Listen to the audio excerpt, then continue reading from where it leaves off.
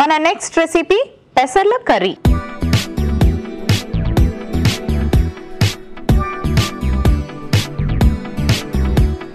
పెసర్ల curry ఎలా prepare చేసుకోవాలో ఇప్పుడు చూద్దాం.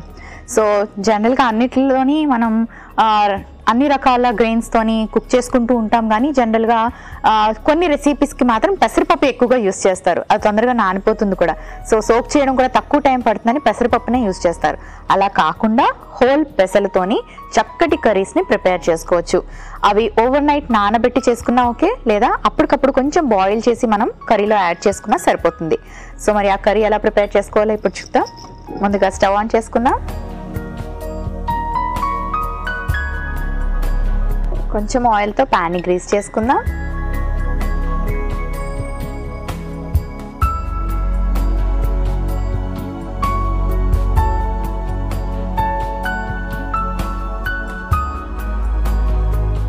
ప్యాన్ హీట్ అయ్యాక కొంచెం జీలకర్ర,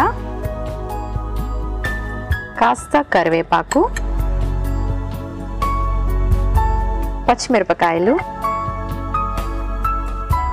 అల్లం ముక్కలు అండ్ అలాగే కొంచెం బాయిల్ చేసి పెట్టుకున్న పెసలు యాడ్ చేసుకుంటున్నాను. ఒకసారి ఇవన్నీ సాటే చేసుకుందాం. చాలా మందికి పెసలు తీసుకోవడం వల్ల కొంచెం బ్లోటింగ్ కానీ, ఎసిడిటీ కానీ, లేదా యాసిడ్ రిఫ్లెక్స్ తోని బాధపడుతూ ఉంటారు. అలాంటి వాళ్ళు ఏంటంటే వేరే ఏదైనా వెజిటబుల్ తోని కుక్ చేసుకుంటే మంచిది. సో ఇందులో మనం సొరకాయ యాడ్ చేసుకుంటున్నాం.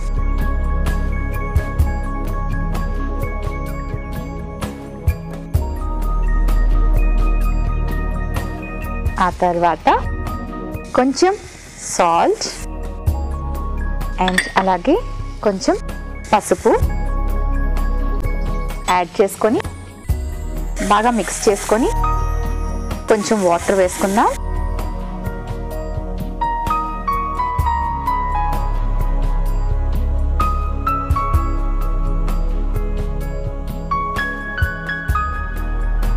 సో ఒక 2 నిమిషాల పాటు బాయిల్ చేసుకుంటే సరిపోతుంది. కాస్త వెయిట్ చేయండి. So almost done. ఇప్పుడు కొంచెం పైనుంచి కొత్తిమీర వేసుకుందాం. స్టవ్ ఆఫ్ చేసుకొని కాస్త నిమ్మరసం యాడ్ చేసుకుందాం.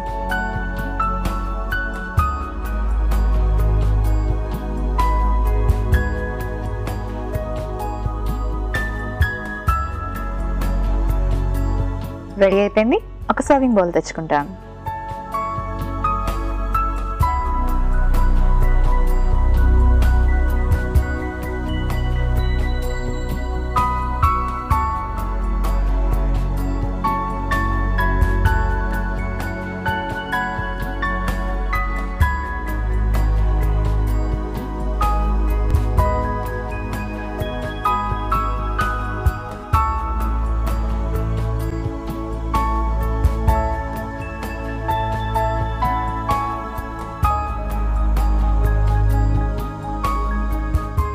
పెసర్ల కర్రీ రెడీ అయిపోయింది.